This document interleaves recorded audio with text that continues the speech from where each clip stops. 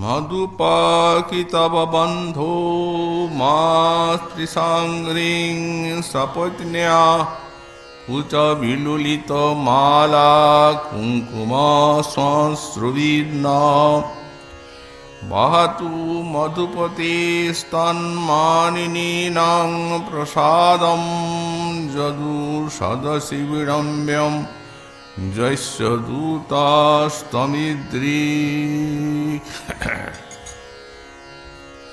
সর্ববেদান্ত সার শ্রীমদ্ভাগবতে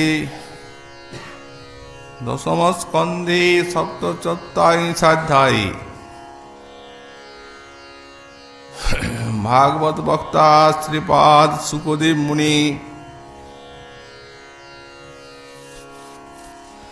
দিব্যোন্মাদবতী শ্রী শ্রী রাধারানীর ভ্রমর গীতি বর্ণন প্রসঙ্গে প্রথম শ্লোকে শ্রীমতীর উক্তিতে বলছেন, মধুপাকি তব বন্ধু মাতৃসাঙ্গিং সপত্ন্যা কুচ বিলুলিত মালা কুঙ্কুম সংশ্রুবীর্ণ বহতু মধুপতি স্তন্মানিনীনাং প্রসাদম যদু সদসি বিড়ম্ব্যম যস্য দূতস্তমিদ্রিক। ওরে মধুপ, কি তব বন্ধু, কপটির বন্ধু, সপত্ন্যা কুচ বিললিত মালা কুঙ্কুম সংশ্রুবি নস্মাকং অঙ্ঘ্রিং মাস্পৃশ। তোর ওই সশ্রুতে আমার সপত্নীগণের যে কুচ কুঙ্কুম যা তোর বন্ধু তাদের আলিঙ্গন কালে তার মালাতে সংমর্দিত হয়েছে এবং সেই কুঙ্কুম তোর শ্বশ্রুতে লেগে আছে, এই দুষ্ট চিহ্ন নিয়ে অন্নাস্মাকং অঙ্ঘ্রিং মাস্পৃশ, তুই আমাদের চরণ স্পর্শ করবি না। বহতু মধুপতি স্তন্মানিনীনাং প্রসাদম, আমাদের মান প্রসাদনে তোর কোনো প্রয়োজন নেই। সেই মধুপতি, সেখানে যে সব মধুবধূ তাদের মান প্রসাদন করুন এবং তুইও সেখানে দৈত্য কার্যে নিযুক্ত হয়ে থাকবি। কিন্তু বলে রাখি, তোর যে দৈত্য কার্য যদু সদসি বিড়ম্বম যস্য দূতস্তমিদ্রিক, তোর মতো মূর্খ যার দূত এই যদু সভায় তার এই সব গোপনীয় কার্য অতিশয় উপহাসাস্পদই হবে। গতকাল এই শ্লোকের আমরা কিঞ্চিত ব্যাখ্যা সাধন করেছি। দিব্যোন্মাদিনী শ্রী শ্রী রাধারানী তিনি ভ্রমরের সঙ্গে যে সব জল্পনা করছেন, এই সব জল্পনা বাণী পরম আবেশময়ী এবং পরম আবেগময়ী। এই সব বাণীতে ভুরি ভুরি ভাব সব নিহিত আছে। কারণ আমাদের শ্রীলেগুসাই পাদ যখন এই চিত্রজল্পের লক্ষণ করছেন ভ্রমর গীত, তখন লিখছেন, পৃষ্ঠস্য সুহৃদালোকে গূঢ় রসা রুষাভিজিমৃত ভূরি ভাবময় জল্প যশ তীব্র উৎকণ্ঠিতান্তিম। এ হচ্ছে চিত্রজল্পের লক্ষণ। শিল গোস্বামীপাদ বলছেন যে প্রেষ্টস্য সুহৃদা লোকে, প্রেষ্ট শ্রীকৃষ্ণের যে সুহৃদ শ্রী উদ্ধব মহাশয়, তিনি বসে আছেন নিকটে, অথবা প্রেষ্টের সুহৃদ বলতে এখানে দূত রূপে যে কল্পনা করছেন ভ্রমরটিকে, তো বলছেন প্রেষ্টের সুহৃদকে দর্শন করে আর গূঢ় রসাভিজিমৃত রাধারানীর গূঢ় ওই মানজনিত যে রোষ, সে রোষের থেকে প্রকাশিত ভূরি ভাবময় জল্প, যেসব ভূরি ভূরি ভাবময় জল্পনা, তাকেই চিত্রজল্প বলা হয়। শেষে বলছেন যশ তীব্র উৎকণ্ঠিতান্তিম, তার অন্তিমে কি আছে?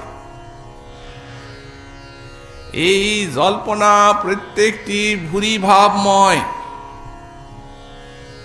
কারণ মহাভাবময়ী শ্রী শ্রী রাধারানী মন বুদ্ধি ইন্দ্রিয় সব মহাভাবময়। তার সেই মহাভাবের চিত্তের থেকে মহাভাবের বদন দিয়ে যে সব বাণীগুলি আসছে, সেগুলি সব ভূরি ভূরি ভাবময় বাণী, যার পরিণামে আছে তীব্র উৎকণ্ঠা।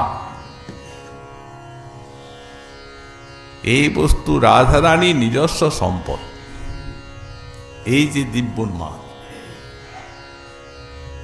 সুতরাং শ্রী শ্রী রাধারানীর যে এইসব উৎকণ্ঠা, এগুলিকে তার রোধ করার শক্তি আছে,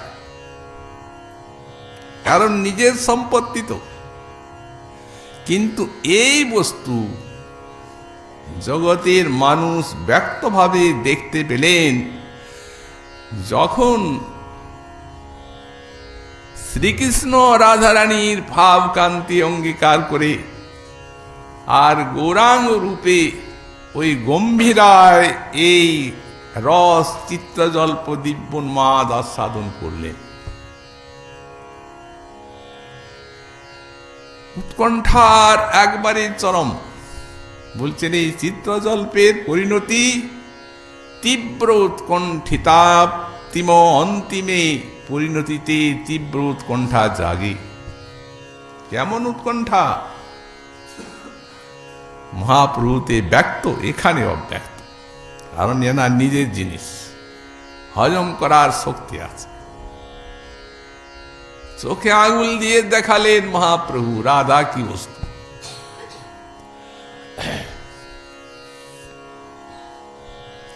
গম্ভীরা ভিতরে রাত্রে নাহি নিদ্রালভ,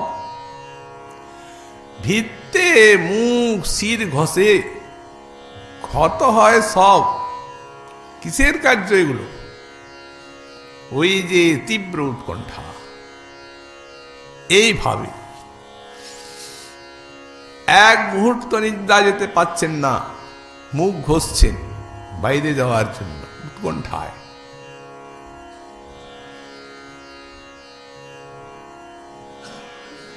চিন্দারে কপাট প্রভু যায়েন বাহিরে,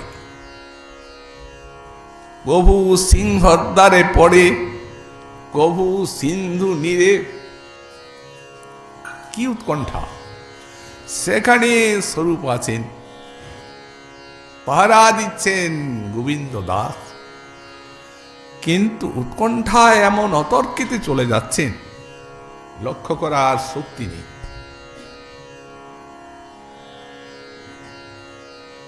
উপবন ধ্যান দেখি বৃন্দাবন জ্ঞান, তাহা যায় নাচে গায় ক্ষণে মূর্ছা যান।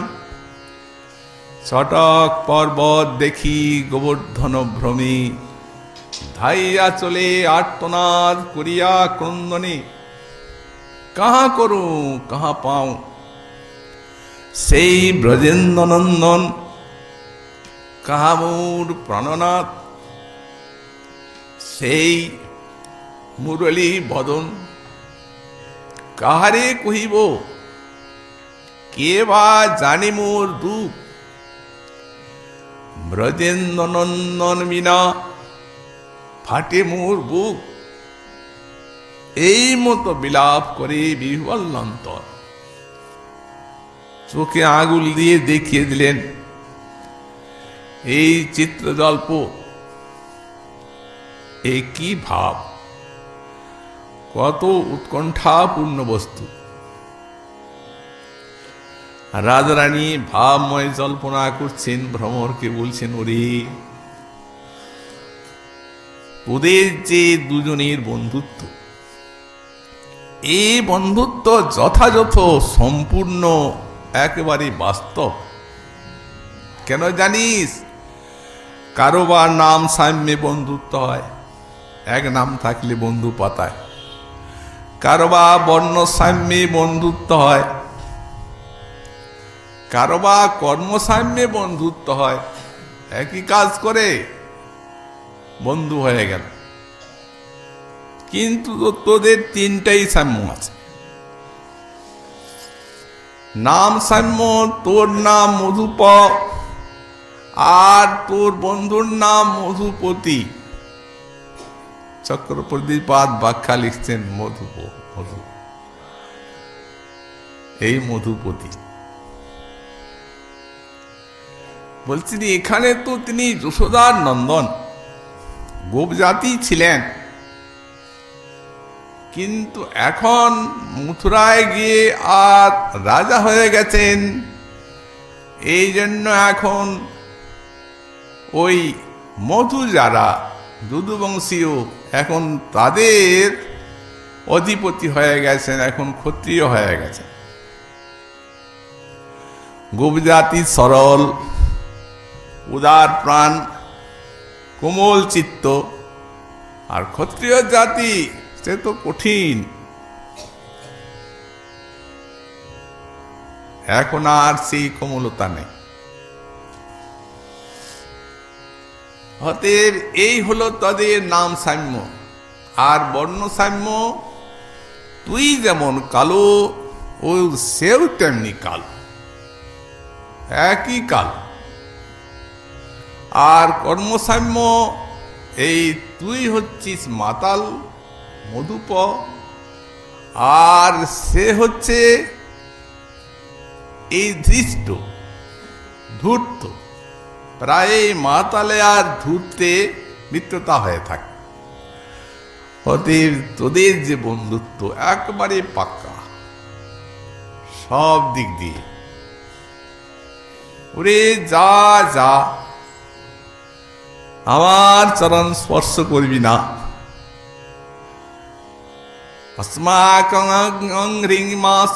একটা চরণও ছুবি না। ওরে জানিস এই চরণের মহিমা? ওই তোর বন্ধুকে জিজ্ঞাসা করবি, এই চরণের মাহাত্ম সে জানে, বলে দেবে। শোন বলি, যখন এখানে এই চরণে সে অপরাধী হয়ে যেত, তখন এই চরণ স্পর্শ করে আর সে ধন্য হতো। মানিনী রাধারানী দুর্জয়মান বসে বসে কাঁদছেন অপরাধী নায়ক সম্মুখে। মান প্রসাদন করতে এসে তিনিও অঝরে কাঁদছেন। কাঁদতে কাঁদতে বলেন, চাহ মুখ তুলি রায়, চাহ মুখ তুলি, তোমার নয়ান নাচনে নাচে মোর হিয়ার পুতলি। রায়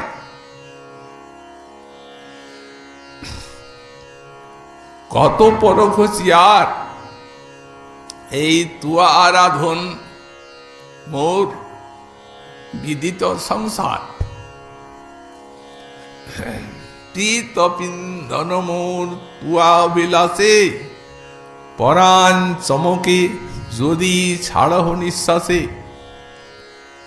লেহ লেহ লেহরাই এই সাধের মুরলি, পরশিতে চাহি তোমার চরণের ধুলি। যার চরণ ধুলি ব্রহ্মা মহেশ্বর কমলা কত শত যোগীন্দ্র মুনীন্দ্র গণের দুর্লভ, তিনি কিনা রাধার চরণ রেণু স্পর্শ করতে চাচ্ছেন। কত তীব্র কামনা এ রাধার চরণ রেণু পাবেন, দুর্লভ। এর পিছনে শাস্ত্রীয় যুক্তি আছে, দৃষ্টান্ত আছে, মুখের কথা নয়। কারণ রাধারানী যেমন মহাভাবময়ী, কথাগুলি ভাবময়। বললেন না চিত্ত জল্প যেগুলো বলছেন ভুরি ভাবময়, ভুরি ভুরি ভাব। এই জন্যই তো এত শক্তি আর এত রসাল ভাব, প্রচুর বাণী। তেমনি গোবিন্দ হচ্ছেন অখণ্ডোদয় জ্ঞান তত্ত্ব। কথাগুলি সব তত্ত্বময় কথা, রসময় কথা, কারণ রসস্বরূপ। উত্তম মহাশয়কে বলেছিলেন, আমি পবিত্র হওয়ার জন্য ভক্তির চরণধুলি মাখি, কিন্তু ভক্ত তো দেবেন না। এই জন্য ভক্তের পেছনে পেছনে যে গোপনে মাখি। অনুব্রজ্যাভং নিত্যং পুয়তঙ্গিরে নুহি। এই যে লাজনি শক্তি বলিয়েছি, তার এক ফোঁটা বৃত্তি একটা প্রেমিক ভক্তি যায়। তার চরণধুলি মাখবার জন্য তার এত সাধ, সাধ নয়। তবে ওটা কি বললেন? পবিত্র হওয়ার জন্য মাখেন। সে তো অসম্ভব কথা, কারণ যার নামে অনন্ত কোটি ব্রহ্মাণ্ড পবিত্র হয়, তার মধ্যে কি অপবিত্রতা যে পবিত্র হওয়ার জন্য ভক্তের চরণধুলি মাখতে হবে তাকে? গোস্বামী পাদ বললেন, মদ ভক্ত নিষ্কৃতিত সার পবিত্রিত শ্যাম। ভজন করছেন আমার প্রেমিক ভক্ত, আমি কিচ্ছু দিতে পারি না, কি দেব? দিলে তারা যা চান তাই দিতে হবে। তো তারা চান আমার সেবা, তাহলে তো আমারই পাওয়া হলো। তাহলে দিলাম কি? আর না দিলে কৃতজ্ঞতা গুণে আঘাত লাগে। এই জন্য শোধ নেব তোমার পায়ের ধুলো মেখে। তাহলে যেখানে এক ফোঁটার এত কামনা, সেখানে কোটি কোটি সমুদ্রের কি কামনা? সেই রাধার চরণ ধুলি।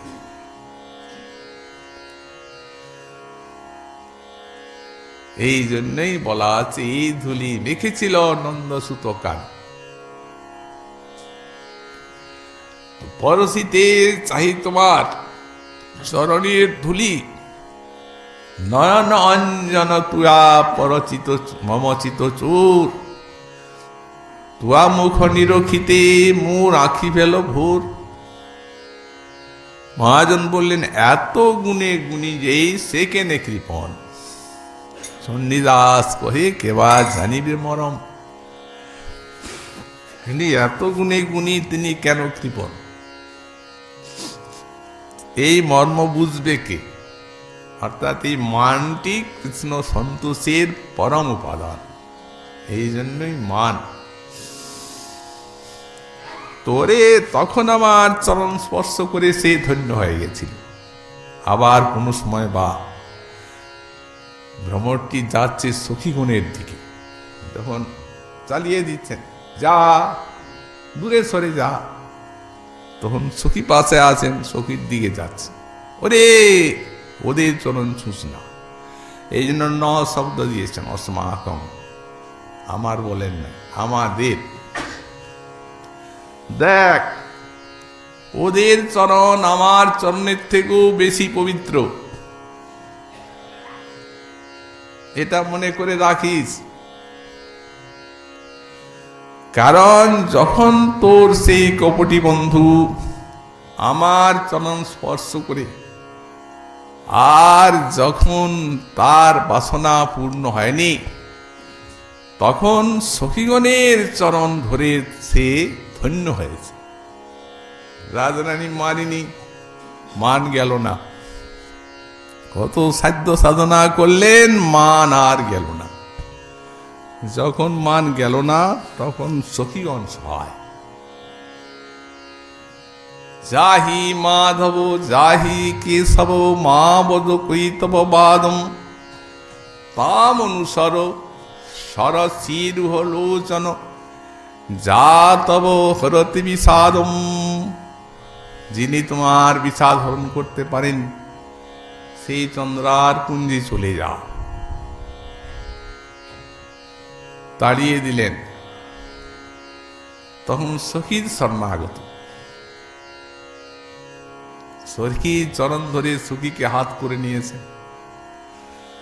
সখী এসেছেন শ্রীমতীর কাছে, এমন কথা বলছেন যে মান রাখা দায়,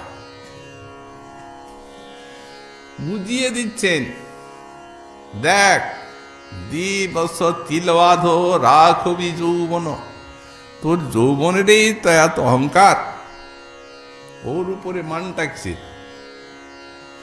যৌবনের জন্য এই অহংকারে, তো এই অহংকার কদিনের?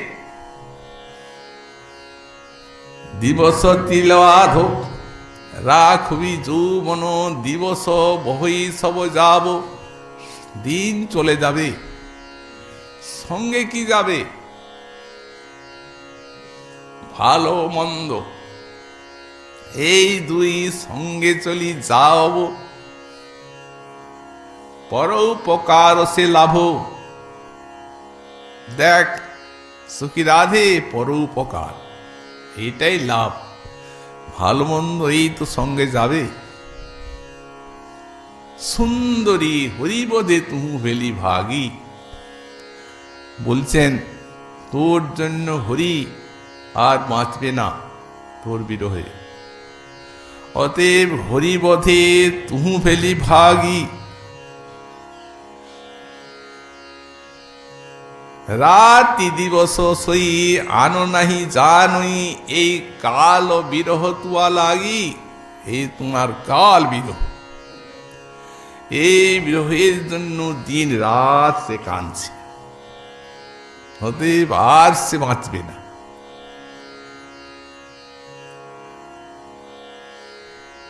কেন এত রোদন? বলছেন বিরহ সিন্ধু মহা ডুবইতে আজ হই, তোয়া কুচ কুম্ভ নাও দেই, তুহু ধনী গুণবতী উধার কুলপতি, ত্রিভুবন ভরি যশ লেই, হে ত্রিভুবন ভরি তুমি যশ নাও, তোমার বিরহ সিন্ধুতে ডুবে যাচ্ছে, তাকে উদ্ধার করো। কত কত ডাগরি যু কানু ভাবই, সো শুভদিন করিমান। সে আজ শুভদিন বলে মনে করছে, অতএব তুয়া বিরহ লাগি কাতর কবি বিদ্যা প্রতিভান। এই সব কথা তো সখী যদি এইসব কথা বলেন, তাহলে আর মান থাকে? এই জন্য বললেন, ওরে যখন আমার চরণ ধরে কিছু হয়নি, তখন সখী চরণ ধরে সে ধন্য হয়েছে। অতএব মাস বিসাঙ্গিং, আমাদের কারু চরণ ছবি না, প্রণাম কর থাকে দূর থেকে কর। ভ্রমর গুঞ্জার করছে, যেন বলছে ঈশ্বরী বন্ধু আমার আপনার কাছে পাঠিয়েছেন, আপনার চরণ স্পর্শ তো আমার শতসিদ্ধ, চরণ তো ছবই। রাধারানী বলছেন, ওরে তা হতে পারত, যদি এই দুষ্ট চিহ্ন তোকে যদি দোষী না করত, আচ্ছা ছেড়ে দিলাম, তোর এই যে মদ খাওয়া, মাতাল, আর এই যে ধৃষ্টতা, এই দোষগুলা নাই ধরলাম, কিন্তু যে দোষটি আমি দেখতে পাচ্ছি ওই দুষ্ট চিহ্ন নিয়ে কখনো আমার পা ছুবি না। ঈশ্বরী কি দেখলেন? দাড়িগুলোতে কি লেগে আছে? ভ্রমরের যে শস্ত্রগুলো আছে সেগুলা পিতিমা, ওই পিতিমা শস্ত্র দেখে বল, নুল্লা কি তোর সেই কপটি বন্ধু, সে সেখানে বধূগণকে ভালোবেসেছে। অতএব শপথ না উচ্চ বিললিত মালা কুঙ্কুম শস্ত্রবি, শপথ নি, দুটি একটি না, অসংখ্য। সব রাজবালা, সব রাজকন্যা, এখানেও তো আমরা গোয়ালিনী, বুদ্ধিহীনা, আর সেখানে তো সমস্ত রাজকন্যা সব মধুবধূ সব পেয়ে গেছে। অতএব যোগ্যজনই যোগ্যজন মিলে গেছে। তো সেই সব মধুবধূকে তাদের যখন আলিঙ্গন করেছে, তখন তাদের যে বক্ষের কুমকুম ওর মালাটা সংবর্ধিত হয়েছে। তুই যখন সেই মালার গন্ধে মালাকে চুম্বন করেছিস, তখন ওই দাড়িতে ওইগুলো লেগে গেছে। অতএব ওই দুষ্ট চিহ্ন নিয়ে আমার চরণ কখনো স্পর্শ করবি না। ভ্রমর গুঞ্জার করছে, ভ্রমর যেন বলছে, ঈশ্বরী কোথায় মধুবধূ আর কোথায় কি? এই সব বলি কল্পনা আপনি করছেন কেন? যদি সেখানে কোনো মধুবধূর সঙ্গে তার ভালোবাসা থাকতো, তবে কি আপনার কাছে পাঠাতো? আপনি মাননি হয়েছেন বলে বলি কল্পনা ছেড়ে দিন।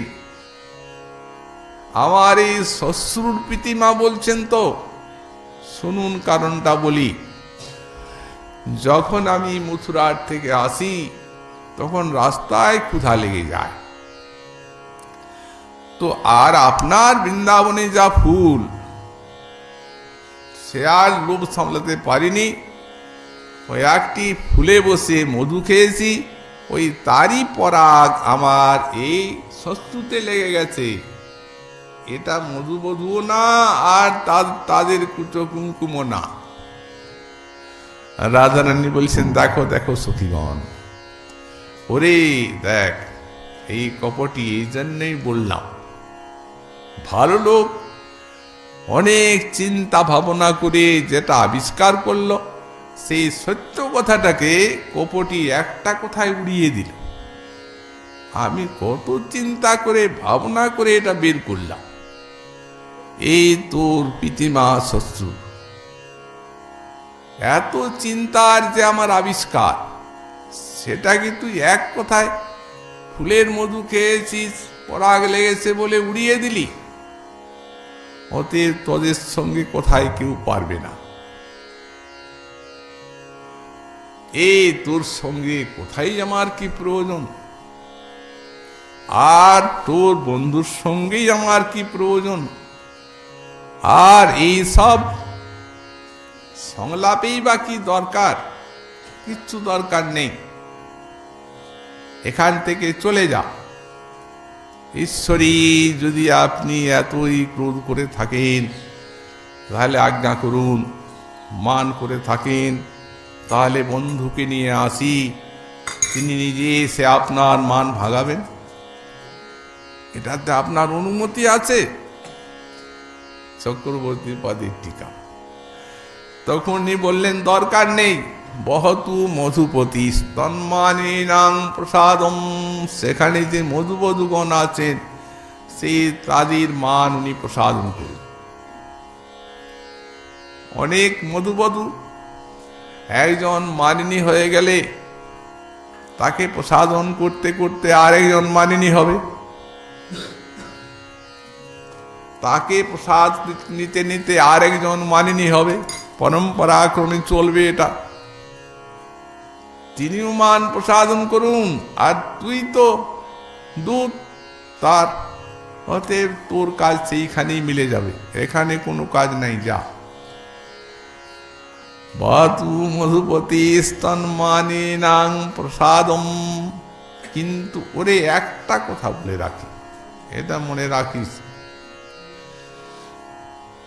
যদু সদসি বিড়ম্বম, এখানে সব সরল গোপ জাতি আর প্রাণের মতো তাকে ভালোবাসত।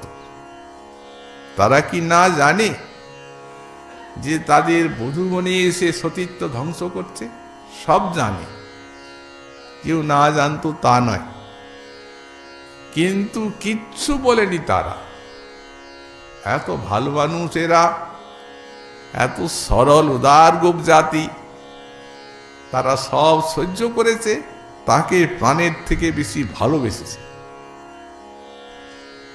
কিন্তু সেই স্বভাব নিয়ে সেখানে যে দৌরাত্ম্য শুরু করেছে, ওরা কিন্তু যদুকুল, ওরা সইবে না ক্ষত্রিয় জাতি। ওরা যদি জানতে পারে যে একটা গোয়ালার ছেলে এসে আমাদের বধূগণের সতীত্ব নাশ করছে, তাহলে ওরা বিপদে পড়তে হবে, বড় উপহাসাস্পদ হতে হবে। ঈশ্বরী, সে বিষয়ে আপনি নিশ্চিন্তে থাকুন, আমি তো সেখানে আছি না, আমি কাউকে জানতেই দেব না, ওনার গোপন কাজ কেউ জানবেই না। তখন হাসছেন, দেখো দেখো সখীগণ কি বলে, জৈশ্য দূত স্তমিদ্রিক, আরে তোর মতো বোকা যার, ও ধরা না পড়লেও তুই ধরা পড়িয়ে দিবি।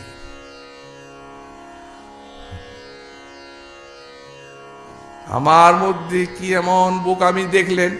যখন মথুরার থেকে এলি মূর্খ, তখন রাস্তায় কোনো জায়গায় জল পাসনি, সেই জলে যদি তোর দাড়িগুলো ধুয়ে আসতিস, তাহলে কি আমি তোকে আর তোর বন্ধুকে এতখানি ধরতে পারতাম? দাড়িগুলো ধুলেই আর তো কিছু বলার ছিল না, সেই বুদ্ধি তোর নাই। সেই বুদ্ধি যখন নেই, তখন তোদের কাজ সেখানে যদুকুলে কিচ্ছু গোপন থাকবে না। সেটি কিন্তু বড় বিপজ্জনক এবং উপহাসাস্পদ হবে, সেটিও জেনে রাখ। গোসাইপাদ বললেন, এটি প্রথম মেয়েটিকে প্রজল্প বলা হয়। 10 প্রকার এই জল্পনা, তার মধ্যে এটি প্রজল্প। এটি হচ্ছে, এর লক্ষণ হচ্ছে অসূয়েষা মদযুজা যো বদরণীয় মুদ্রয়া প্রিয়স্যা কৌশলোদ্গার প্রজল্প সতু কীর্ততে। এতে আছে অসূয়া। কোনখানে অসূয়া আছে? এই যে কিতব বন্ধু বলেছেন, এই অসূয়া কপটির বন্ধু, এই সঞ্চারী। এতে আছে ঈর্ষা। ঈর্ষা কোনখানে? ওই যে মাছ পিসাঙ্গিং বললেন, ওই ঈর্ষা। এতে আছে মদ। মদ কোনটা? গর্ব। ওই যে বলেছেন শপথ না মধুবধূগণ, অতএব তাদের মান প্রসাদন করে গিয়ে এখানে প্রয়োজন নেই। বললেন এই ঈর্ষা, অসূয়া এবং মদ, এর সঙ্গে অবধীর্ণ মুদ্রয়া, এর সঙ্গে যে অবজ্ঞা আছে, মাস পিসাঙ্গিং বললেন, চরণ সুস্না, এটি হচ্ছে অবজ্ঞা। তো প্রিয়স্যা কৌশলোদ্গার, এইগুলি মিশেছে কার সঙ্গে?